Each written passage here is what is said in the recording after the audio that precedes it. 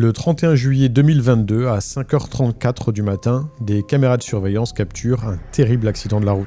Un véhicule, lancé à plus de 150 km/h, quitte la route et percute un mur en briques. Les premiers intervenants arrivent sur place. Radio 3 occupants. No one's conscious. No one's breathing. She's alive. We got to get her out. Here, somehow. reach up and unlock this door, and I'll hand you my knife. This might pop it. Stay still, don't move.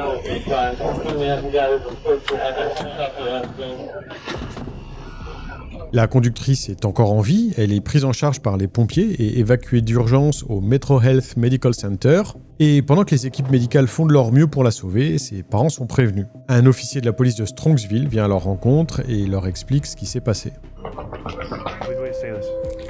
Progress in Alameda, car into a building. Two are deceased in the vehicle. Daughter's driving.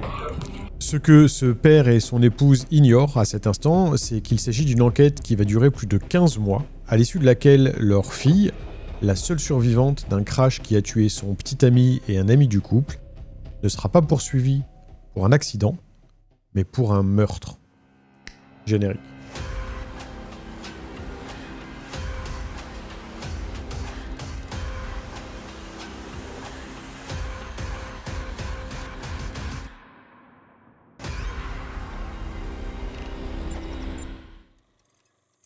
Retrouvez dès aujourd'hui vos épisodes préférés de HVI en format podcast.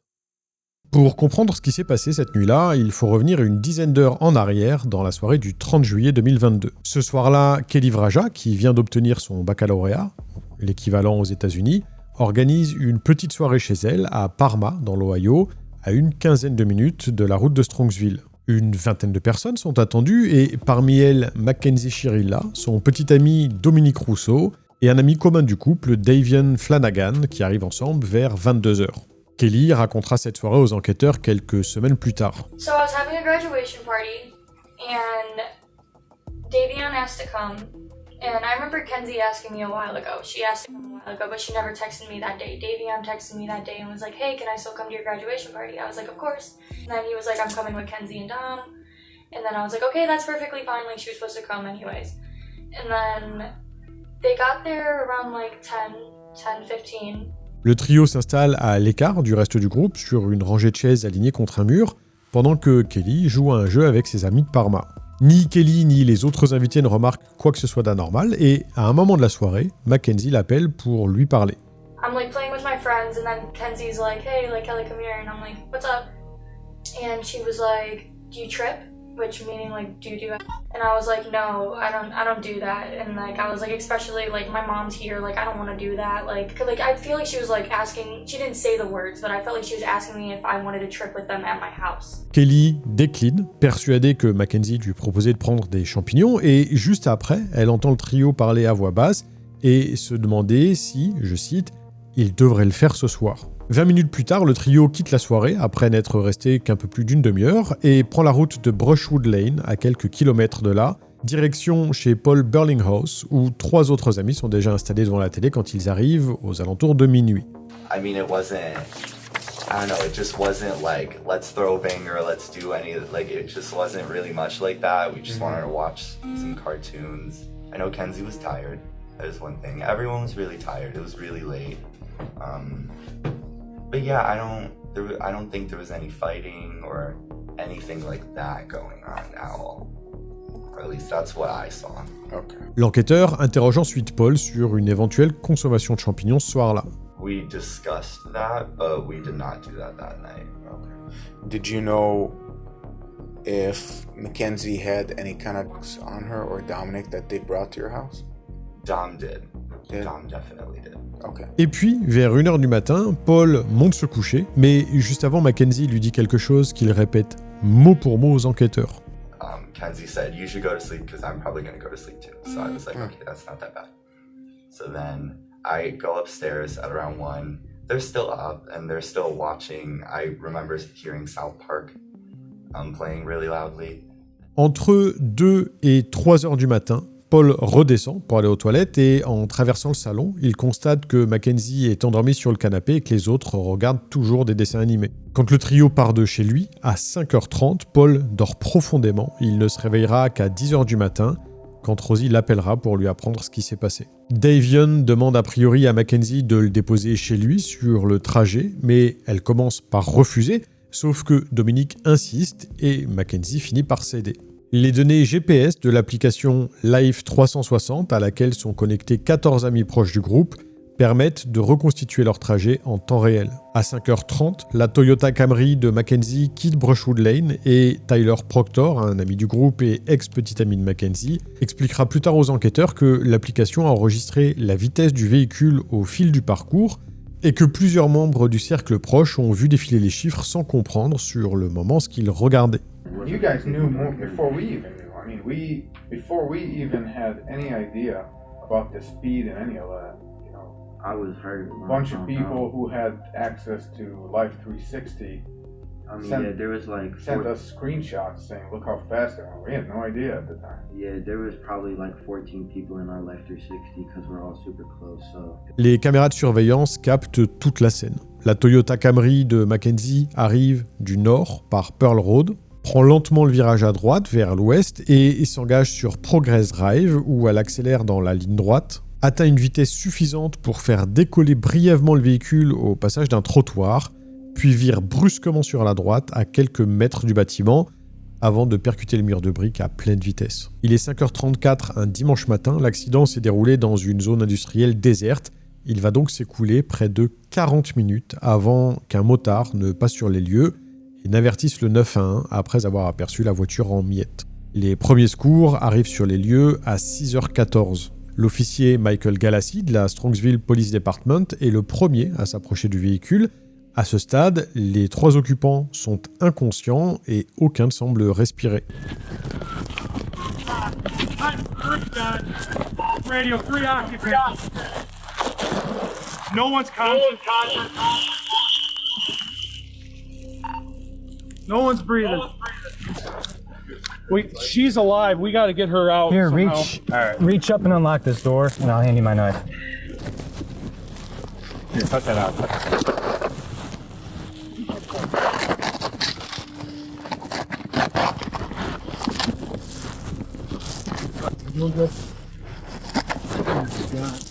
Sorry, let's try to get her out. Oh, dude, I don't know if we can. No, just wait until the spot gets there. Oh my god. They're looking for Wallace IDs. He's breathing. Head's wagging. Les pompiers arrivent sur les lieux quelques minutes plus tard et pendant qu'une équipe extrait Mackenzie du véhicule, d'autres découpent la carrosserie pour accéder à Dominique et à Davion. Malgré ses blessures graves, Mackenzie est consciente et avant qu'elle ne soit évacuée par hélicoptère, un des officiers monte dans l'ambulance et tente d'obtenir d'elle les identités de ses 2 amis. I was trying to ID the last person before she leaves. Okay. Do you remember what were the names of the people that were in the car? Dom and David? Davian? Damien? Davion. Do you know his last name? Okay. Do you know where he lives? Staying with her in town. Après s'être assuré sur place que son état est compatible avec un transport en hélicoptère, les pompiers font évacuer d'urgence Mackenzie Shirilla, 17 ans, vers l'hôpital de Cleveland. Dominique Russo, 20 ans, le passager avant, et Davion Flanagan, 19 ans, le passager arrière, sont décédés sur les lieux. Mais leur identité n'est initialement pas connue des policiers qui, en fouillant Mackenzie pour essayer de trouver des documents d'identité, font une autre découverte. She had mushrooms and scale on her. I secured it in my car. Oh, okay. L'officier demande ensuite s'il peut procéder à la fouille de l'épave, toujours dans le but de réussir à identifier les victimes. Am I allowed to poke in here, see it for wallets? Yeah. I want to work with those kids now with...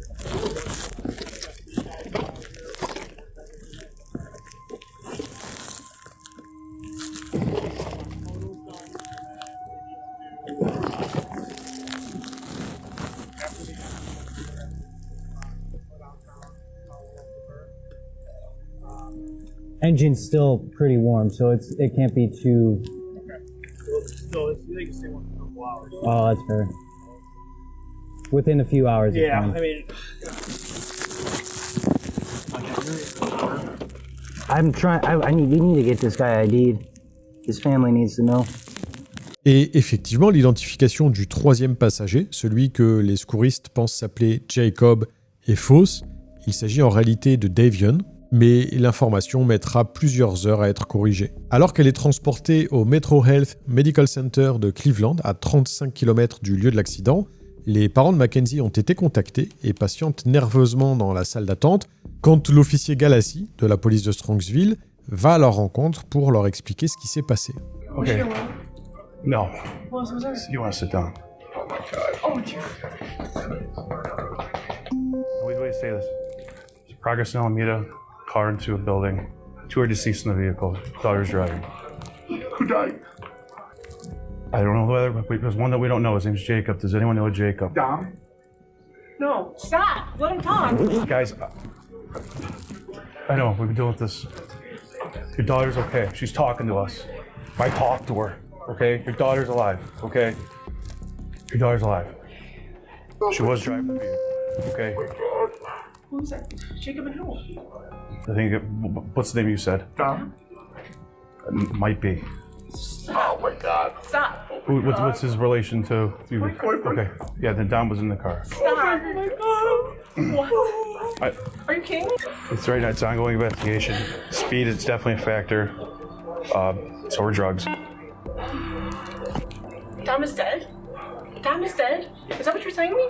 Look at me. Is that Dom is dead? There's no way for me to say anything right now, man. Dom, This is a serious situation.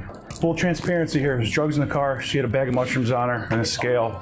En parallèle, un autre binôme est dépêché au domicile de la famille Russo, où ils sont accueillis par la mère de Dominique, Christine, qui ignore encore tout l'accident. So there was an incident that we believe Dominic may be involved. What? When was the last time you saw him? Last night. Last night? Yeah, everybody was home. Why? Okay. What happened? You want to come out here? Yeah. Or do you want us to come inside? It's up to you. No, but let me put out my cigarette. Hold on. Okay. Le policier demande ensuite à la mère de famille de s'asseoir. So, unfortunately, there was an accident, okay, involving Mackenzie, Davion, and who we believe is Dominic, is the third person. An accident? A car accident. Okay. Last night. Christine, look at me. Take a deep breath. Yeah, just. Both Davion and Dominic are deceased. Oh God! Yeah. Oh God! Christine. Christine. Just sit down. Oh God! Just sit down. Oh my God! Kristen's gonna come outside.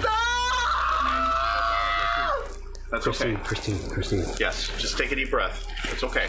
Pendant que ses parents et ceux de Dominique apprennent la terrible nouvelle, Mackenzie est admise en soins intensifs.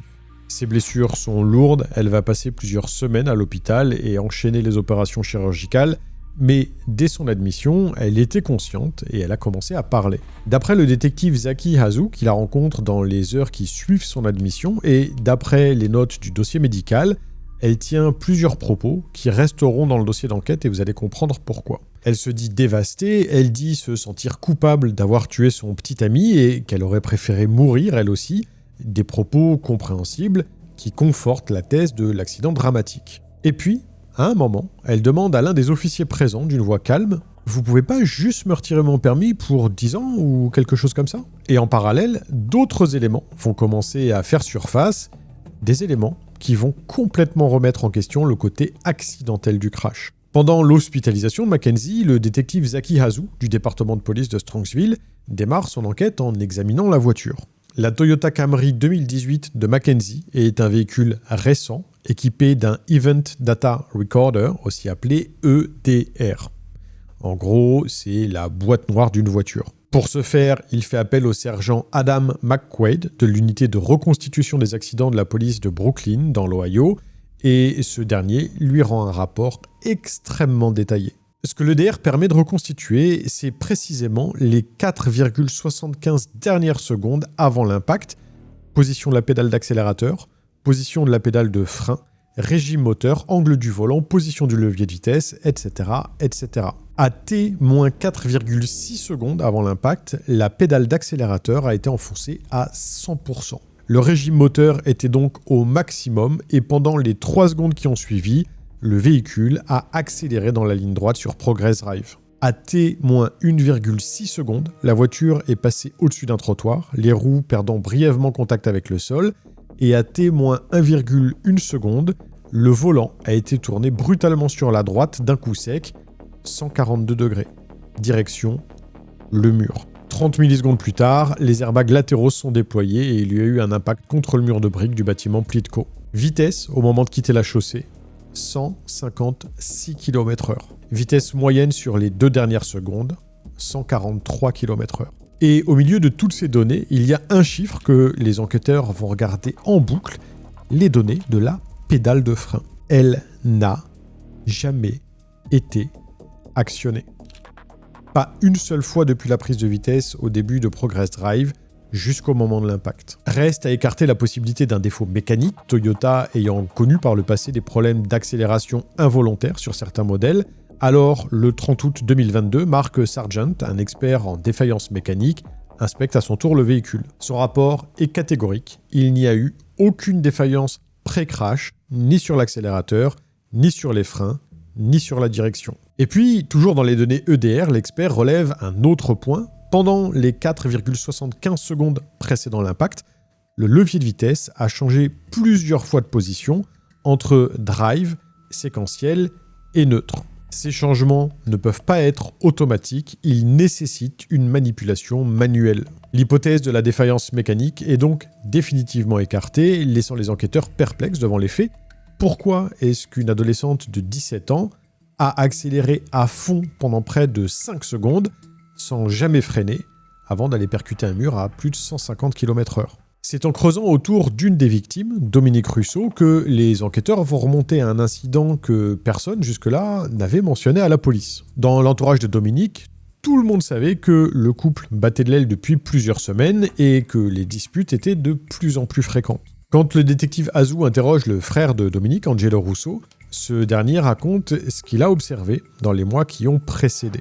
You mentioned that anytime Dom would kind of want to break up with her, she kind of would go crazy. Describe crazy, like what kind of crazy? Like there is times where she called Dom and said, if you break up with me, I'm going to word for word. There was an instance literally a couple days before the crash that she was hitting him on the highway while driving, and he had to pull his car over on the side of the highway, not in a very safe parking spot either, and have somebody else come pick them up and drive the car home because he was scared that she was going to make him crash. L'incident dont parle Angelo, les enquêteurs vont le reconstituer dans les jours qui suivent à partir du témoignage d'un ami de la famille, Christopher Martin. Le 17 juillet 2022, soit 14 jours avant le crash, Mackenzie et Dominique se sont disputés sur l'Interstate 71. Dominique a appelé plusieurs proches au secours et Christopher Martin, qui a répondu au téléphone à ce moment-là, a entendu distinctement Mackenzie dire « Je vais crasher cette voiture tout de suite ». Alors, il a raccroché et s'est précipité sur l'autoroute pour aller récupérer Dominique et, en arrivant sur place, il a entendu Mackenzie répéter la même menace à son petit ami. L'incident n'a jamais été signalé à la police à l'époque, Dominique est rentré chez lui et personne n'en a jamais plus parlé. Mais ce n'est pas le seul incident que les enquêteurs vont retrouver dans les jours qui précèdent le crash. Christine Russo, la mère de Dominique, remet aussi à la police plusieurs vidéos enregistrées par son fils en cachette sur le téléphone d'un ami présent chez lui, William Ellis. Les vidéos datent du mois de juillet 2022, quelques jours seulement avant l'accident. Mackenzie s'est pointée au domicile de Dominique et elle a exigé d'entrer tout en proférant des menaces. Dom, if you do not open, like you think I'm joking. You think I'm joking. You think I'm joking. Like I'm dead ass. What do you mean? You know it. That's exactly what I mean. It doesn't. You don't know exactly what I mean. You're gonna come open this door right now, or there's gonna be a serious problem. I'm gonna count to 10. The door's gonna open. Okay. You're gonna open the door and stop hiding behind the door like a little bitch. Dans les mêmes vidéos, Mackenzie menace de rayer la voiture de Dominique, de casser la poignée de sa porte, de rentrer chez lui de force.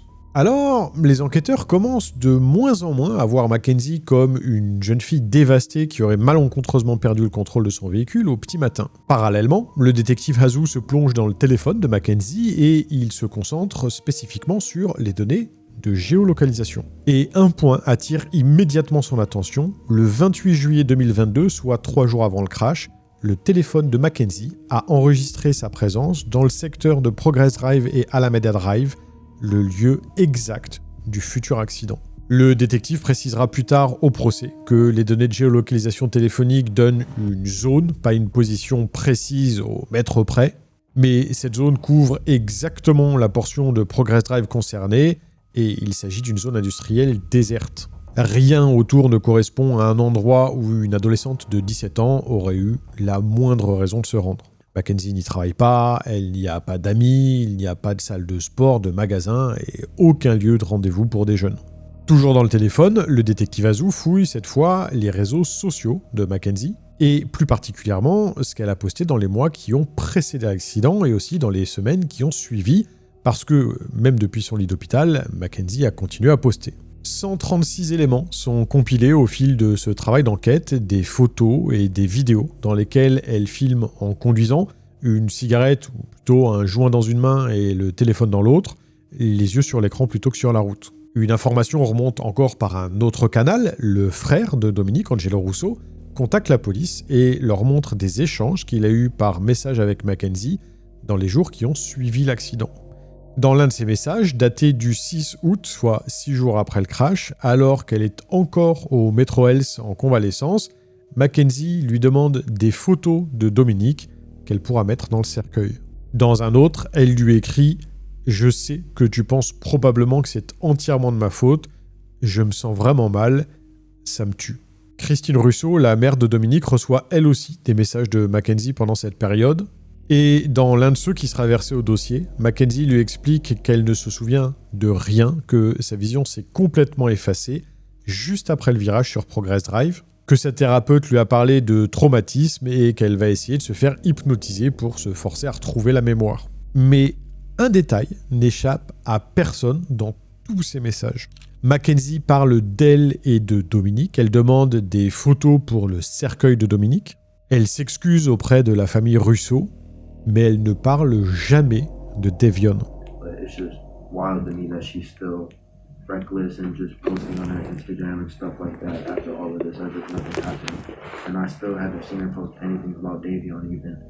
She posted one picture, but it was Dom in the picture with her and Davion, so it wasn't even, she hasn't posted Davion's GoFundMe, she didn't post, like, she hasn't said anything about Davion at all, which is just like crazy to me, like, she's just completely like ignorant to the fact that she not only did that to Dom, the person that was literally taking care of her, but our friend Davion, who was also going through stuff. Totally innocent too. I mean, he was a third party. He had nothing to do with the two of them. Le 4 novembre 2022, 3 mois après le crash, les enquêteurs ont suffisamment d'éléments pour que le dossier change de nature. Et ce même jour, le détective Hazou se rend au domicile des Shirilla, à Strongsville, avec un mandat d'arrêt. Where's she? I'm back there, pal. Hi, Mackenzie. Step out for me. I'm Detective Hazou. I'm the one who's been investigating the crash. You're under arrest for aggravated murder ×2, okay? Nobody's gonna ask you any questions. Nobody's gonna bother you. Can I have your key, please? Could you please be careful taking this one off so it doesn't break the bracelet, please? You got it. You got it. 12 chefs d'accusation au total, dont 2 pour meurtre avec préméditation. Mackenzie sera jugée comme une adulte et elle encourt la prison à vie. L'officier la conduit jusqu'au véhicule de police, l'installe à l'arrière et démarre en direction du commissariat de Strongsville à quelques minutes de là. La suite, pour Mackenzie, ce sera la routine administrative d'une mise sous écrou, prise d'empreintes, photographie de face et de profil, inventaire des affaires personnelles, tenue de détention, cellule d'attente. Ensuite, elle sera transférée au centre de détention provisoire du comté de Cuyahoga à Cleveland, où elle attendra sa première comparution devant le juge le lendemain matin. Sur la route entre son domicile et le commissariat, Mackenzie n'a aucune possibilité de prévenir ses parents. Son téléphone a été saisi au moment de l'arrestation. Ce sont des voisins qui ont vu la scène depuis la rue qui vont les appeler. What's your first name?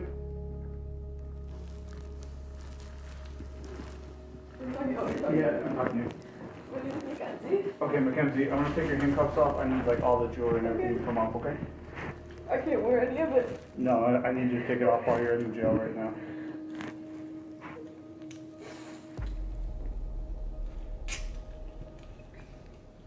I can't wear these. Now, unfortunately, everything's gonna have to come off right now once we know when the detective comes back and we know for sure what's going on. Everything's gonna be bagged up here. It's not going anywhere.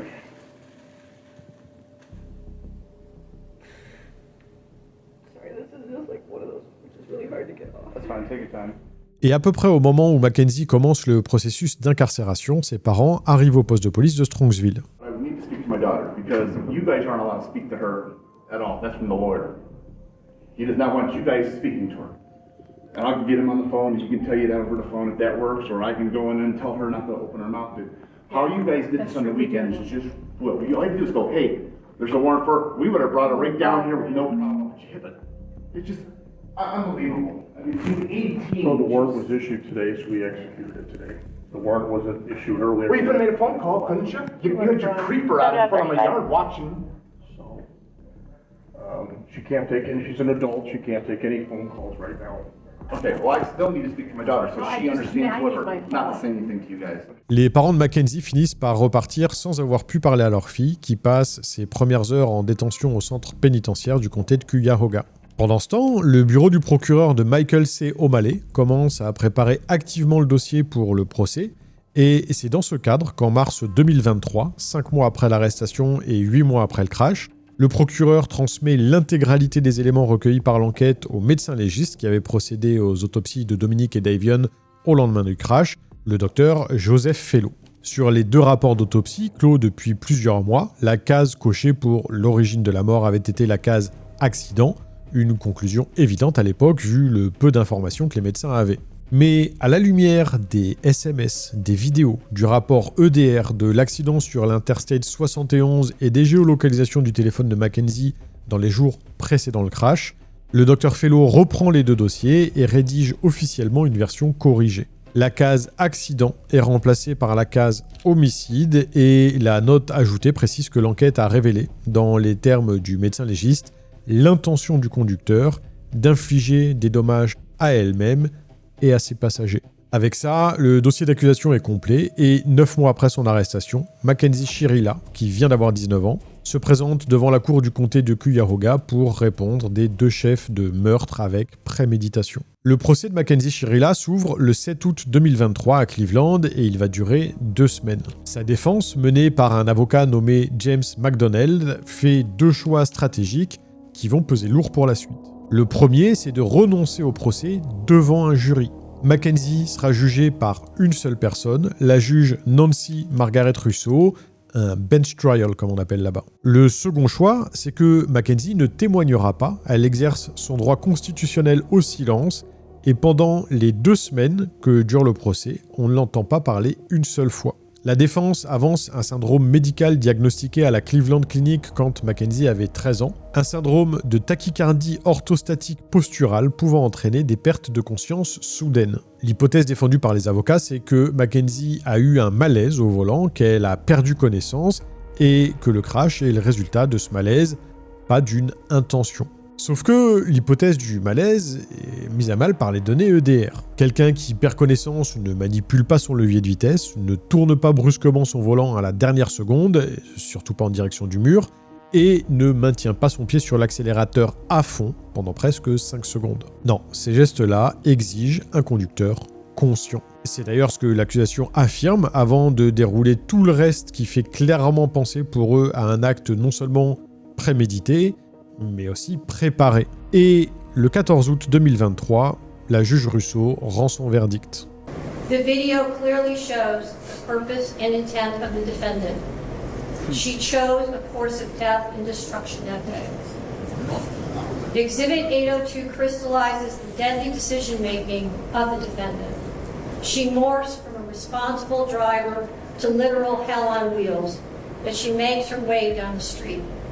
Mackenzie alone made the decision to drive the car, to drive an obscure route, a route she visited a few days before, and a route not routinely taken by her. Mackenzie alone chose the time to make the drive, early in the morning, when any reasonable person would expect that few people would be nearby to witness it or offer life-saving assistance. She had a mission, and she executed it with precision. The mission was death. Whether or not she intended to also kill herself is a matter of speculation. They have no relevance to the weighing of the evidence in this case. Her actions were controlled, methodical, deliberate, intentional, and purposeful. This was not reckless driving. This was murder. Dans la foulée, la juge déclare Mackenzie coupable sur les 12 chefs d'inculpation, dont les meurtres prémédités de Dominic et Davian, devant ses parents effondrés. L'audience du prononcé de la sentence a lieu une semaine plus tard, le 21 août 2023. Les familles Russo et Flanagan prennent la parole l'une après l'autre pour demander à la juge la peine la plus lourde possible, et la sœur de Davian, dans sa déclaration, dit à la juge une phrase bien spécifique. Hi, Your Honor. My name is Divine Flanagan. Davian was my older brother. The passing of Davian Markel Flanagan has been very difficult for me. We have gone through everything together since day one. Davian was a big brother to me and my younger sister, Dalia. We all got adopted together in 2012. After Davian passed away, a lot of trauma and past pain has came into my life, causing it to be difficult to heal from this trauma event. I would like you to give Mackenzie the longest possible sentence. I've known her for about 3 years, and as she's always taken the easy way out. You shouldn't be able to take the easy way out when it comes to murder. It's completely unfair that no matter what sentence you give her, she will be eligible for parole, while my brother will be gone forever. Thank you, Your Honor.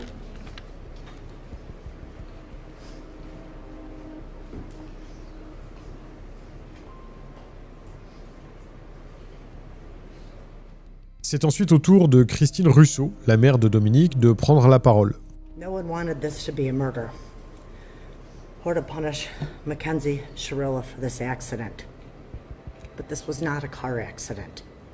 The evidence and science proved that Mackenzie Shirilla murdered my son, Dominic, as well as Davian. The cries heard from the Shirilla family and friends after the verdict are nothing more than a lack of remorse. Mackenzie Shirilla had a choice. Dom and Davian did not. Puis vient le tour de la mère de Mackenzie, Nathalie Shirilla, qui demande la clémence pour sa fille. I just want to say, am I allowed to address them at all? Sure.